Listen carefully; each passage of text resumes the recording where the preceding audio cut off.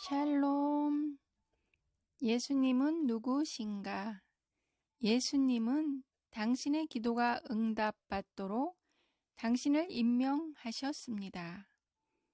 요한복음 15장 16절 말씀에 너희가 나를 택한 것이 아니요 내가 너희를 택하여 세웠나니 이는 너희로 가서 열매를 맺게 하고 또 너희 열매가 항상 있게 하여 내 이름으로 아버지께 무엇을 구하든지 다 받게 하려 함이라. 새로운 피조물로 살아가는 삶의 경이로운 축복 중에 하나는 우리가 기도할 때 하나님께 직접 아뢰어 응답받을 수 있는 특권입니다.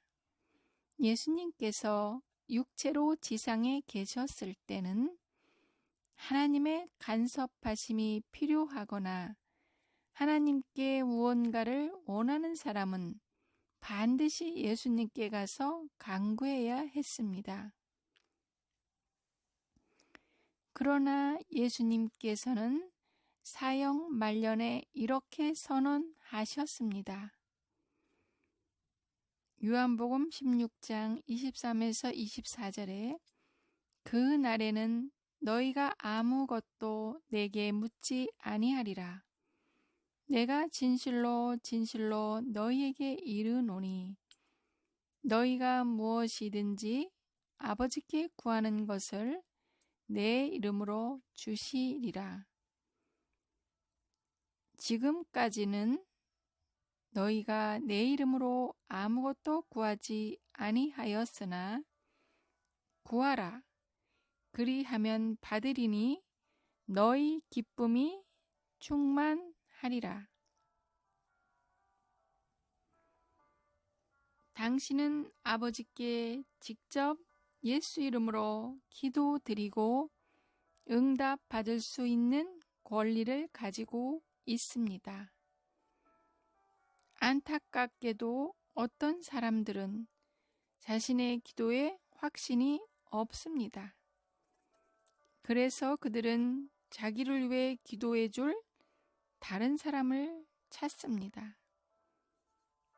그들은 기도할 때 하나님께서 자기의 기도를 들으실 것이라는 확신이 없습니다. 그러나 거듭난 사람은 그래서는 안 됩니다. 이는 성경이 베드로전서 3장 12절에서 이렇게 선포하기 때문입니다. 주의 눈은 의인을 향하시고 그의 귀는 의인의 간구에 기울이시되 주의 얼굴은 악행하는 자들을 대하시느니라. 그러므로 당신의 기도가 응답되는 것은 보장된 일입니다. 예수님은 당신을 선택하셨고 당신의 기도가 응답되도록 당신을 임명하셨습니다.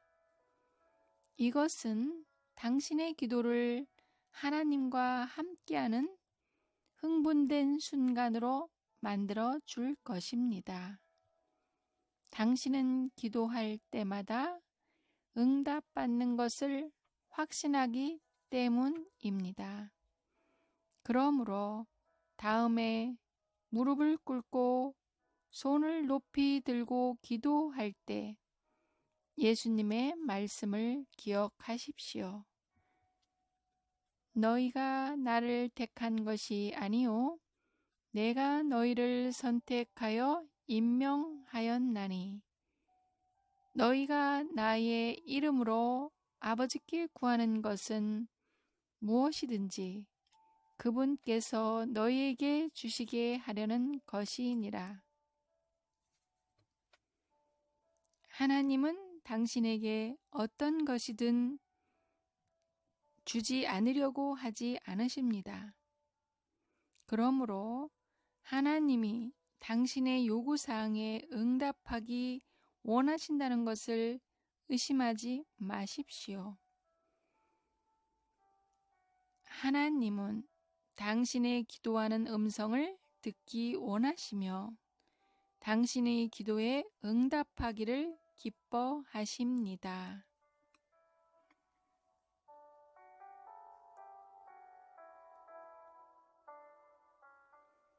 기도.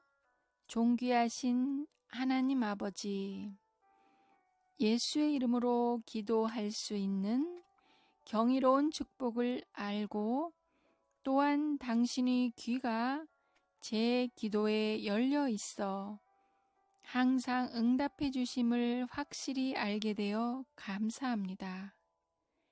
제 기도가 응답받도록 저를 임명해 주셔서 제 삶과 제가 사랑하는 사람들의 삶에서 기도의 응답을 보게 되어 너무 기쁩니다. 예수님의 이름으로 기도합니다. 아멘.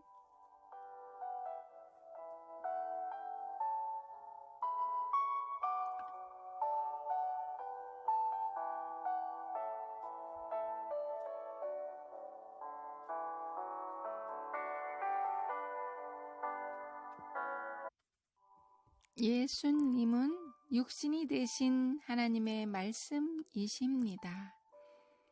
요한복음 1장 14절 말씀에 말씀이 육신이 되어 우리 가운데 거하심에 우리가 그의 영광을 보니 아버지의 독생자의 영광이요 은혜와 진리가 충만하더라. 어느 날 하나님은 천사를 통하여 마리아라는 여인에게 말씀하셨습니다. 보라, 내가 잉태하여 아들을 낳으리니 그 이름을 예수라 하라. 하나님께서 말씀하시면 그 말씀은 그분이 말씀하는 것에 생명이 됩니다. 다시 말해 그분의 말씀은 생명을 전달하는 하나님의 능력입니다. 그분의 말씀은 그 말씀이 전하는 메시지에 대한 생명을 가지고 있습니다. 그 말씀은 무엇이든지 말하는 그대로 된다는 것입니다. 예를 들어 그 말씀이 치유의 메시지일 경우 그 말씀은 치유를 동반합니다.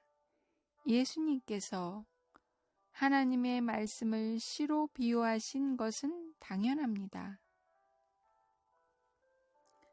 모든 씨는 그 종류대로 결실합니다. 당신은 심은 것을 거두게 됩니다. 하나님의 말씀도 그와 같습니다. 말씀은 말하는 대로 씨앗을 맺습니다. 재정에 관한 말씀이라면 그것은 재정을 위한 씨앗입니다. 당신이 아이를 가질 것이라고 말한다면 그것은 아이를 갖게 하는 씨입니다. 그러므로 하나님께서 마리아에게 내가 잉태하여 아들을 낳으리니 그 이름을 예수라 하라고 말씀하셨을 때 하나님께서 하신 말씀이 곧 예수를 출생시키는 씨가 되었습니다. 예수는 그렇게 하나님의 말씀이 육신이 되었습니다. 예수님께서 출생하실 때까지 그를 알아본 자는 없었습니다. 천사들은 하늘에서 예수라 불리는 사람을 보지 못했습니다. 그들은 오직 말씀만 알고 있었습니다. 그렇기 때문에 요한은 태초에 말씀이 계시니라. 이 말씀이 하나님과 함께 계셨으니 이 말씀은 곧 하나님이시니라 라고 말하고 그 다음 14절에서 말씀이 육신이 되어 우리 가운데 거하심에 라고 말했습니다. 예수님은 인간의 육체에 거하는 하나님의 말씀입니다. 예수님께서 지상에서 움직이시는 모든 발걸음은 말씀의 행보였으며 그렇기 때문에 주님은 기이한 자였습니다. 아버지께서는 자신의 말씀으로 아기가 태어나기 전까지는 그러한 기쁨을 알지 못하셨습니다. 말씀이 육신이 되어 우리 가운데 거하시니 우리는 그 영광을 보았습니다.